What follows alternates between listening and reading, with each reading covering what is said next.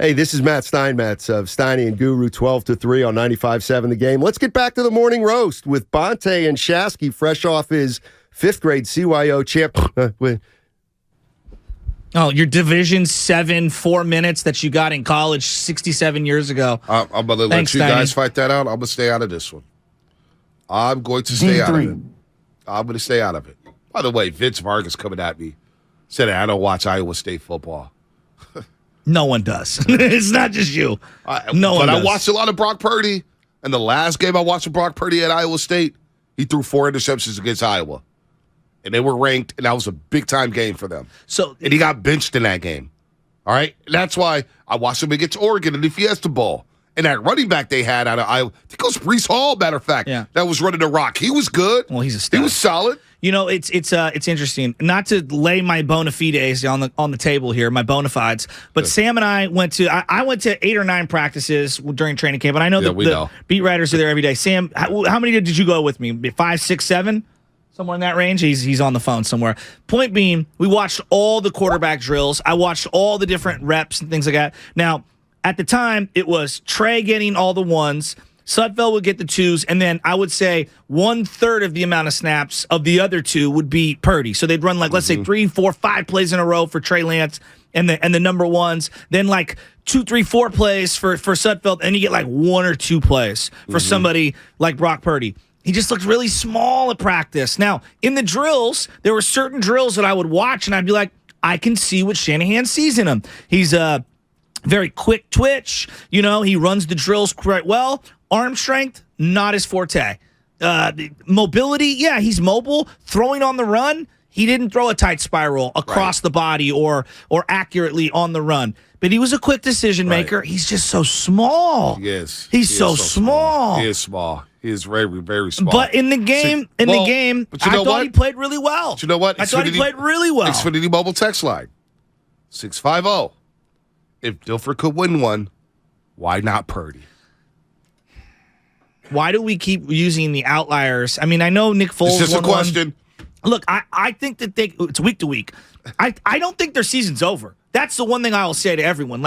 Do I think that they're still right where they were, with Jimmy Garoppolo? No, they're a lesser team without Jimmy Garoppolo. Now, does Brock bring some things to the table that maybe Jimmy can't? Yeah, he's a little more mobile. Yeah. But I think that Jimmy's IQ, I think his stature, his composure, there's a lot of things that Jimmy brings to the table that I can't quantify. That's the reason why those guys were gravitating toward him. And Jimmy's won some big-time playoff games for these guys. He's won big-time games for these. Yeah, period. Big-time games since 2017. Now, we'll see what Brock ends up bringing to the table. I don't think the season's over. We're going to go week to week. Dear God, can Trey Lance find a way to get back on the field at some point? At minimum, be my number 2? Wow. How about this one? 707. Brock is about to Nick Foles this on another level. You know what Nick Foles did at Philly? Look. Helped them win their one and only Super Bowl. Whether we're looking at his size and stature, being small and undersized, are there outliers in the history of the game who have been small, who have been successful? Of course. Everyone's going to point to Drew Brees. Drew Brees is one of the greatest players the game has ever seen. One of the smartest, brightest, best players ever, okay? Who was a second-round pick. When I look at the other thing, have backups won. Yes, there's been a few situations. Jeff Hostetler, who we referenced earlier. Obviously, Nick Foles more recently. There have been certain spots where guys have come in and done good things. It's a stretch to say they're in the same position they were before the Jimmy injury in terms of their stature within the league. So, a lot of people want Fitzmagic. I don't know. I don't want anything to do with Fitzmagic. Here we go. I want nothing to do with strip the schedule as the Niners were in first place in the NFC West, 8-4. 8-4 overall. With this defense, they can compete with anybody. This defense is legit. They're legit. Are they the greatest defense of all time? No. But they're playing at a high level. I could make the argument, forget all time. I think they're the best defense in the league right now. Right now. I think they're in the league right now. Can a team like Kansas City give them fits because of the personnel situation? Absolutely. Of course. But look at all the best. They're better than Minnesota. I think the Jets defense is pretty damn good. Jets defense is good. Cowboys defense is good. They're one of the top defenses in the league. I'm fair to say that. You can make the argument in so many ratings. Cowboy fans can make the argument that their defense is number one. Niner fans can make the argument that their defense is number one. Philadelphia fans are saying, "What about us? What about us? Well, I think Philly has an argument as well. I think they're playing the most complimentary football. But I like our personnel better than theirs. I like the Niners defense a lot. But when I look at the strength of schedule, right? Niners right now, number 3 overall in the NFC. They'd host a playoff game. The playoffs started today, which I don't like doing, but they started today. They played the New York Giants, 7-4-1.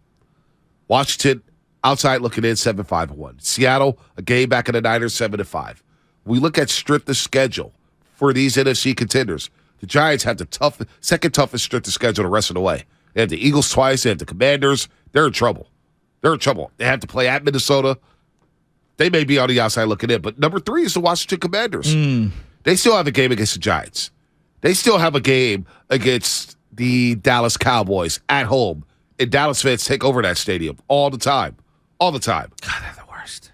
They are the worst. But they play the Browns. And then, of course, they got the Niners Christmas Eve at Levi Stadium, which is going to be a body bag game. Bodies will be flying in that game. So when you look at the Niners' strength of schedule, 21st hardest schedule the rest of the way, which is crazy, right?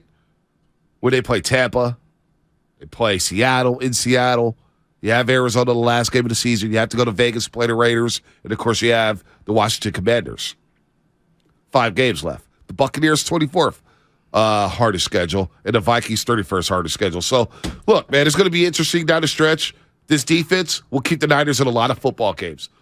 The same thing we asked of Jimmy Garoppolo, we need to ask Brock Purdy. Just take care of the football. I'm thinking about 2020 when Jimmy went down and Nick Mullins came in. Oh, my God. No. Just hear me out. Hear me out. Why did you have to remind me that? Because I think there's a lot of comparisons here, right? But I'm thinking about, forget Nick Foles and all these other guys.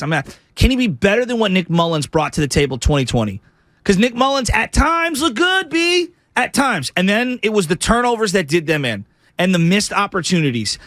I think this team collectively is better than the 2020 team. Wouldn't you agree? Yes, because Bosa got hurt, week 2? Debo got hurt that year. Debo got hurt. He came in hurt with the Jones fracture.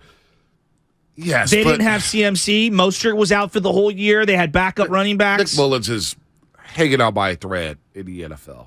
I agree with you, but what I'm saying is that they were in a lot of those games down the stretch, right? Like, what was their final record? What was it, 7-9, 6-10? It was a lost season, 6-10 maybe. The fact that they don't have to go the whole strength of the season, right, I think benefits them. The fact that you only have to go X amount of games at the end of the year is something that's good for them, and go week to week, and then maybe just pray. Can Trey get back? Well, Shanahan already ripped that off. Matson, get in here. The Trey Lance stuff. Shanahan said that at the podium. I know you're tapped in with the 49ers. Before we get back to the lines, Trey Lance coming back this season or not? Because I want to kill this question. Because I'm hearing too much about Trey. I don't think he's coming back. Is he coming back? Shanahan said yesterday, and I quote, "No, he can't." Because somebody asked, "Are you going to activate Trey Lance?" And he said, "No, he can't." He kind of danced around it for a while. When he would get asked about it, he would never give a definitive no. He would say, like, "I haven't been told that." So the question I have for you then is that because of the IR designations, you're only allowed to bring back X amount of people? Or is this physically we don't want him, or he can't come back because there's a fear of either not being 100% or re-aggravating the injury? What is your determination on that? My thought is it's injury related, because if there was a chance he could come back, so they have 6 returns. You can return 8 guys off IR. Elijah Mitchell will theoretically be 7. Javon Kinlaw would be 8. But if there was a chance that Lance could play again this year, I think they would just hold Kinlaw on IR and bring Lance back. So I don't think it's that. Well, because I'm thinking about, and again, I'm speculating. This is reckless speculation at best. Hell yeah. All right? Which I'm here for, because that's how crazy this team makes me at times, because I love them so much and I want to win. If there is even an outside possibility that Trey Lance can come back, you have to do it. But at what point has Shanahan ever been absolutely truthful about any injury? Right, him and Jimmy didn't even get on the same page. The 2020 injury, we had no idea. Hold on. 2021, no clue. Let me reel you in for a second. When would Trey Lance be ready in your mind? B, I don't know. I've never had a snapped ankle, and I've never been 6'3", 220. Let's play this hypothetical game. Because the questions are going to come and it's going to annoy the hell out of me. Yes. I'm going to tell you right now on the front end, it's going to annoy me. Okay. Are you mad at me for even suggesting it? It's just going to be annoying because Trey Lance has a broken ankle. Shanahan has said he's not coming back. I trust Trey Lance more than like Josh Johnson, for example, who they signed last night. Here we go. Trey Lance has only had 4 starts. Agreed. By the time he may be ready, hypothetically, Brock Purdy's going to have 3 starts in the bag. He's going to have damn near the same amount of starts as Trey Lance. And at that point, you want to just throw Trey Lance back in the deep end? In December. No, that's not for the playoffs. No, what I'm saying. And let him play quarterback after being out all season long? No, at that point, I'd rather play Purdy for this season. I can't believe I'm saying that. But I'd rather play Purdy at this point of the season than bring back Trey Lance where he has to think about an ankle injury. He's been hurt. Look, there's a psychological thing. There's no doubt about it.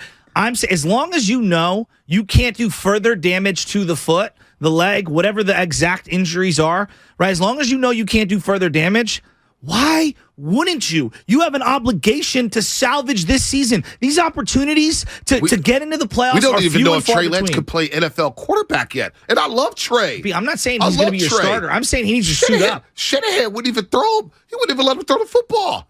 We're running read option football.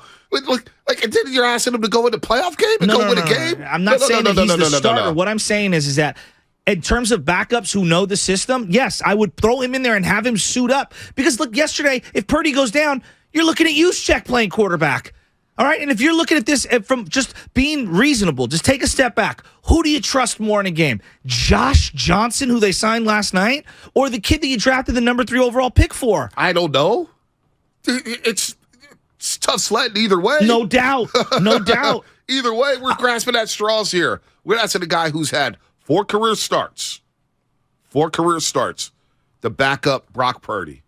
But Brock Purdy came into that game with 0 starts. Yeah, I don't know. And he won the game and dropped back 37 times. I don't know. Look, all I'm saying is even if there's an outside chance, if he cannot further injure it, my thought is, and you can disagree, he's got to be suited up at minimum. Like if he can come back and try to, at minimum, you got to suit him up. If he cannot further injure himself, that's my position. George in the Juggle, what's happening? You're on the roast. Gentlemen, it's a beautiful day. We got to win. I've got 3 quick things I want to ask you. The first one, wasn't that a Purdy win? I mean, it was beautiful. I'll allow it. Said it. I had it here. That's a 2. Number two, that throw, that interception was on 4th down, and somebody was going to catch that ball. One of those 2 men were going to catch that ball, and we gained 20 yards on that. It was like a short punt. It was beautiful. The third thing, what could be more beautiful than watching Mr. Irrelevant go up against the legend and beat him? Come on. Tom Brady? It's going to be a beautiful week. Yep. All right, George in the Juggle. Do people have more faith in Brock Purdy than they did before we even got to Trey Lance? It feels like they have more faith in Brock Purdy than Trey Lance. It's as if the Week 16 game against the Texans where they dismantled them in the second half didn't ever happen. No, people have more faith in Brock Purdy than Trey Lance. I can guarantee you that. Why? They've seen a lot more Brock Purdy than Trey Lance. No, we've actually seen more Trey Lance to this point. No, we've seen more Brock Purdy. Iowa State, he played 4 years. Oh, you're talking about... But you just told me no one watches Iowa State. I didn't say that. This guy told me I didn't watch Iowa State. Now I'm telling the guy he's lying. Niner fans. Like, for most Niner fans haven't watched Iowa State or North Dakota State. I don't expect them to. In a Niner uniform, we've seen Trey go up against Arizona, in Arizona when they were, undefeated at the time, and you had no George Kittle. We saw him up against the Texans, all right? And they killed the Texans, and they were able to qualify for an opportunity to get into the playoffs because that was a Week 16 win that you had to have to stay alive in the playoffs. And yesterday you had Brock Purdy's first opportunity. People believe Brock Purdy is the future of this team. I'm just telling you right now. I feel like we've gone way too many steps too far. People thought Nick Mullins was the future of this team. They thought C.J. Beathard. That's what happens with the quarterback position. Robin in the city. Robin, what's happening? You're on the roast. Oh, is it me? It's you, Robin. Oh, hey, you guys. A couple of things I just want to say. Maybe I misunderstood you. Didn't Jimmy get hurt because the guy on the left, the tackle, wasn't picked up? He didn't have time to throw the ball. And then two players hung on him too long. I mean, it's a moot point, but I felt like the whistle should have been blown a little sooner. I mean, damn. Robin, I wish he just would have went down. It's easy for me to say in hindsight. I feel bad for the guy, and I know football's violent. I wish he just would have went down. I'm with you. I felt like they were holding on to him because he was kind of fighting for yards. You don't mean to, but you're blaming him. Oh no, that's not what I'm trying to do. He didn't get protected. But here on the no, we're not blaming Jimmy. We just wish he would have protected himself. That's all. Not blaming him. I mean, he got to protect himself. Robin, real quick. The same people who said Trey Lance didn't protect himself need to keep the same energy about Jimmy Garoppolo. He's a veteran quarterback. He knows Brock Purdy's behind him. Jimmy's a solid quarterback. The Niners need him if they want to hoist that Lombardi. Do I believe Brock Purdy's going to hoist a Lombardi? Hell no. Hell no. But Jimmy's got to protect himself. I'm going to tell you like my father used to say to me. I'm not talking about Trey Lance and what they did here. I'm talking about Jimmy and what happened, okay? And so the fact of the matter is 2 wrongs don't make a right. But on a lighter note, so we can laugh, I want to say this to you guys. I love the way Debo said, yeah, I thought they got better talent. And doesn't Mike McDaniel, is that his name? Doesn't he kind of remind you of a cousin of Gerardo Herrera or Jerry Lewis, the Nutty Professor? Did you see that look he gave at the end of the game? Let's have some fun, you guys. That was a fun win. That was a great win. I have more faith in Purdy than I do Lance. Bye, you guys. Wow. See, there you go. I told you. You don't think 60% of the Niner fan base is feeling like that this morning? It's a victory Monday. I feel great about the damn defense. That defense had me fired up. Baby Chaz is out there yelling defense. I'm just surprised defense we're here. But no, I'm surprised are you we're really? Here. Are you really, Joe Shasky the Butcher, surprised that we're here with Brock Purdy? You're not surprised. What? I mean, it was a great game. I'm not trying to. I don't want to. Like, it was one of my favorite wins of the Shanahan era. Right. That's number one. Win. And I thought Purdy did some really nice things. But I'm also trying to not be a prisoner of the moment and realize Miami has no tape on him. No one does in the NFL. We'll see what ends up happening when they have a full week of game planning.